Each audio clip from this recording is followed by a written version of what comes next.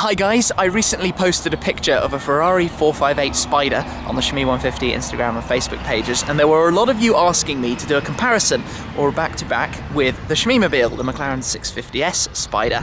Well, Tetty Tudor, supermodel and supercar owner, got in touch to let me know that her Ferrari 458 Spider was available here while she's off modelling in Dubai. So, picked it up this morning, just having a look, and we've got the two cars here, the two V8 convertible supercar Spiders. And we're going to take a little bit of a look around them right now and talk a bit about them. Well, the first question to answer is, are these two the cars that one should rightfully compare? I mean, you've got the 458, should that be against the 12C? Should the 650S be against the Speciale? We've also got the new 488 GTB coming, we've got the McLaren 675 LT coming, so we've got all of these different cars. And how have we decided that these are the two that should be put up against one another? Well, Ferrari technically have the Speciale that goes above the 458, the more track-focused version. But then you could say the Speciale should be compared to the 675 LT, the long tail from McLaren, which is not yet here. Now, the Speciale Aperta convertible version does exist, but there are not very many of them, and certainly nobody I know with one, so we can't fairly bring that against a mainstream product like the 650S. So ultimately, if you want the two-seat convertible from these two companies, you have the 650S Spider and the 458 Spider, and they carry pretty similar price tags. Both are the current mainstream models. There will be a 488 GTB Spider, the new version coming from the Ferrari front, but by the time we get them in the UK, you're probably talking a minimum of 18 months away from now. And presumably by then, McLaren will be working on the replacement to the 650S. So that answers that. If you're looking at the market, there's no convertible Hurricane yet. The Speciale A is a limited run. There's no 675 long-tail convertible, and we're left with these two, both very fine cars. So we've been taking a drive, and I'm going to go into a little bit more in some driving videos too, but for now I just wanted to take a look around these two cars and show you some of the differences, some of the similarities, and talk a bit more about them. Obviously, the 458 is named from its 4.5 litre V8. It's naturally aspirated, 570 PS, that's 562 brake horsepower. Has about 398 pounds-foot of torque. And let's face it, it looks pretty cool. This particular car is finished in Rosso Corsa with a Nero interior. Let's come and have a look a bit more at the inside. It's got the red stitching, the red seat belts, the red Ferrari embroidery in the seats, all the carbon around the steering wheel, and everything you expect. Head round towards the other side as well. Obviously, hardtop roof. The Ferrari system folds all the way over and down onto the roof like that. Very quick, goes down in about 14 seconds, takes a little bit longer to come up, I believe. Has to be stationary to do it. The car also has the larger wheels and graphite. As we come round the rear, the triple centre-mounted exhausts and the fins on the diffuser I always think look quite cool down there. Ferrari, you can't see into the engine bay on the Ferrari 458 because all of the GPS and radio gizmos are in the back panel there, so that prevents us being able to see them. Could be worse. Then we've also got the Scuderia shields and the yellow calipers to match the yellow Ferrari badges there. There's also a yellow rev counter in the car itself. So, the McLaren, 650 PS of course. It's 80 more than the Ferrari. And the McLaren also has 500 pounds-foot of torque, so 100 more than the Ferrari. So, no doubt, it's a little bit quicker. The engine in the McLaren, twin-turbo 3.8 litre V8. It's one thing a lot of people talk about is the Ferrari having that naturally aspirated engine. But I'm not as entirely convinced about that as I thought I would be. Obviously, my car is Mantis Green. It's got all of the carbon options on the car, the two-tone diamond cut wheels, the polished calipers there. If we take a look at the interior, all the carbon, the half Alcantara, half leather finish. Obviously, the McLaren has the carbon fibre tub, which is a big difference between the two cars, and the way the handling feels and the way they drive. I particularly like how unbelievably menacing the McLaren looks from in front. When you've got the 650S coming up behind you in your rearview mirror, It's quite menacing, whereas I think for me the Ferrari looks a little bit better from behind than from in front. So from an aero point of view, because that's quite an interesting thing at the moment, the Ferrari has these fins which move around with airflow, so the faster you're going they stretch open. You can see there's a little bit of movement in it, which allows more cooling into the car, which was sort of one of the first introductions, I guess, of active aero into these kind of cars. The McLaren has the air brake at the rear, so when you have it in aero mode it lifts up slightly to give you more downforce on the back, and when you want to brake hard it comes all the way up to pin the back down on the ground. But McLaren has the rear window. You can see through to the engine, although it obviously sits so low that realistically you can't see that much. But it's quite fascinating having the two cars together and taking a look over them and seeing what is similar. So I'm going to jump into the Ferrari. I've got the key here, very traditional Ferrari key. Unlock it. Always get that noise from a Ferrari. Pull the doors open, normal style doors. Obviously we're going to step over the Ferrari sill plates there, jump in. Yellow rev counter. So cool things on the Ferrari. Obviously the Manettino dial you've got here that switches between your different race settings, road driving settings, sorry. Sport is probably the one you want to use all the time. Race for me just sounds a little bit better. Key goes in the ignition. Screens light up. I will close the door just to keep everything happy with us. Now this is where you press this button.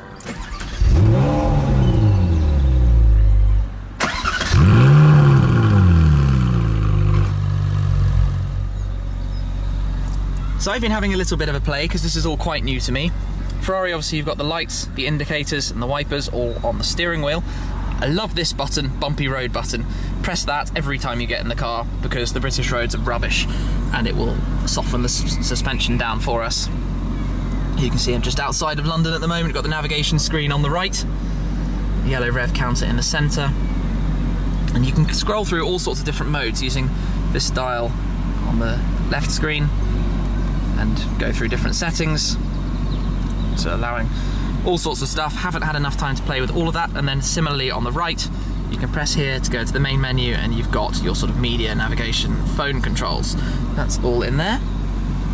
Looking around the inside you can see everything's pretty self-explanatory. Reverse, put the gearbox in auto, launch control, the obligatory little blip.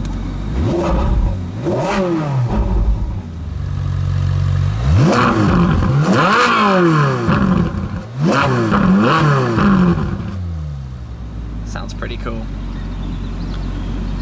So, let's shut off the Ferrari.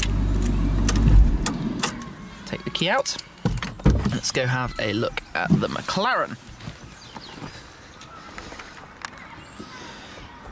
While I'm going around, just thinking about it, the valves on the Ferrari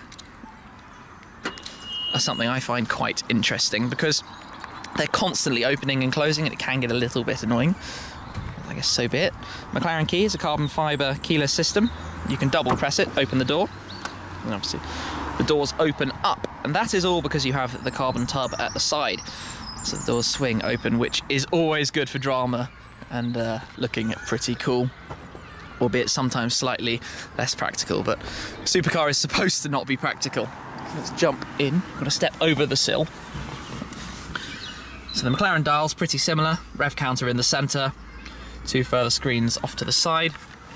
Pull the door down. Navigation system though in the centre here. So no key to put in, it's keyless obviously in my pocket. Let's foot on the brake and start.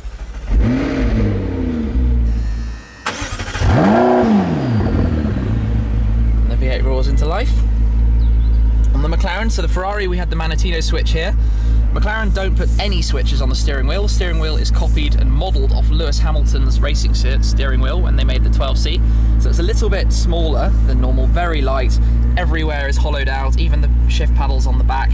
Ferrari has more extended shift paddles. The McLaren has these very small ones, but it has this rocker system where you can push them away or pull them towards you, and it moves both sides together. You can sort of see that, which is fun because it obviously lets you go up and down with either hand. Lots of feel to do with the car. And on the Ferrari, to put it back in neutral, you can pull both paddles. On the McLaren, you have to pull same job. So versus the Manettino, here we have active dynamics. Active dynamics, you enable the system and you have suspension and handling settings, gearbox and powertrain settings. Similar sort of setup in that you can do neutral sport track, sorry, normal sport and track. Aero button puts up the rear wing. Goes back down again using airspeed as you're driving. Manual on the gearbox and launch, and a winter mode as well. Let's just have a quick little blip.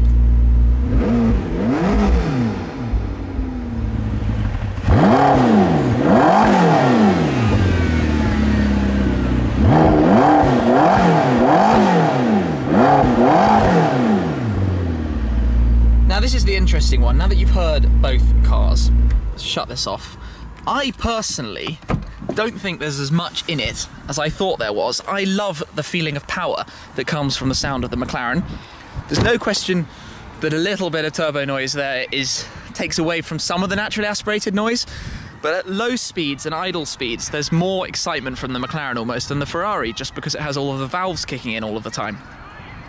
I do love those McLaren headlights. Certainly fascinating having the two cars here and experiencing them both side by side. I'm just trying to think what else I should show. Maybe let's take a quick look in the boots, although the McLaren boot has a lot of stuff in it, so you'll have to excuse me for that. Ferrari boot, you can do it on the key. Pop it open. Now this is the first time I've done this, so you'll have to excuse me taking a moment. There's the catch. That wasn't too bad. Front of the Ferrari, pretty big, decent space. It's quite shallow, quite narrow in the centre. You can fit loads of stuff in there. And the Ferrari also has the space behind the seats, which you can use for a little bit of storage as well. Not much, but you'll fit some small bags in behind the seats there. The McLaren boot, which you'll have to excuse me, is full of a lot of stuff. Get the key out again. Here, catches down here on the McLaren. Bit wider. I think the capacity is basically the same, but it's more a square shape in the McLaren, so I think you can fit slightly more in it. Comes back all the way underneath the front as well, to use that space. Shut that down. So yeah, what else can I show you really? And the two cars have very similar proportions on the road. The McLaren front is a little bit lower. You've got the carbon splitter. So the McLaren has a four-wheel rising lift system, so it lifts up the front and the rear. It takes a bit longer to do it, but doesn't go back down until 40 miles per hour. The Ferrari just lifts up the front axle, but goes up and down very quick. Comes back down at about 20 miles an hour, I believe. McLaren roof, you can do up to 20 miles an hour. The Ferrari roof, you have to be stationary. But really, these are two pretty fantastic cars. It's cool having them both here and being able to talk around them and just look at some of the differences. You've got all the air. The McLaren's radiators are in here, so there's less weight in the McLaren up at the front, because the radiators are in here, sucks all that air in. The Longtail, the new car coming out, has even more aggressive side vents. Ferrari pulls in all the air through the front. You can see the grills for that air down there. The Speciale, obviously, like the Longtail, has some extra fins here, and even some active aero at work in the diffuser. But I can't show you here. It's got some flaps, which give it a little bit more downforce.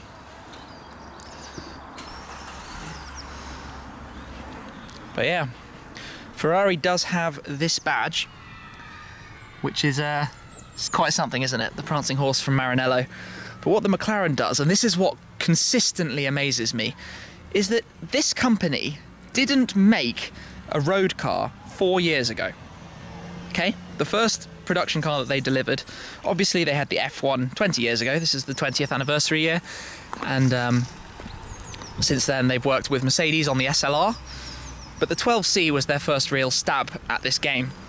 And from my experience, the 650S has moved that on a lot more. I talked a bit about the comparisons between the two, having done 200 miles one day in the 12C and then 200 miles back in the 650S.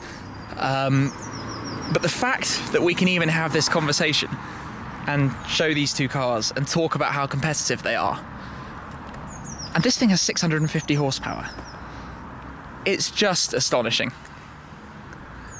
And it'll be very interesting to see how the 488 stacks up against the 650S as well when that arrives with us. UK should be late at the end of this year. sure European deliveries will be slightly sooner. But there we go. I'm sorry for talking so much, just such a rare opportunity. Of course, a big thanks to Tetty Tudor, who you can check out. I'll drop in the links below to her Instagram and Facebook. Lots of modelling pics and lots of supercar pics, so go have a look over there. I hope you enjoyed taking a look at that. That is it for right now. I will come back to you when we've taken the two cars out and gone for a good drive and been able to offer some thoughts and the experience of that. So thank you very much for watching, and I'll catch up with you again very soon. Cheers! So first off, we're in the Ferrari 458 Spider. It's named before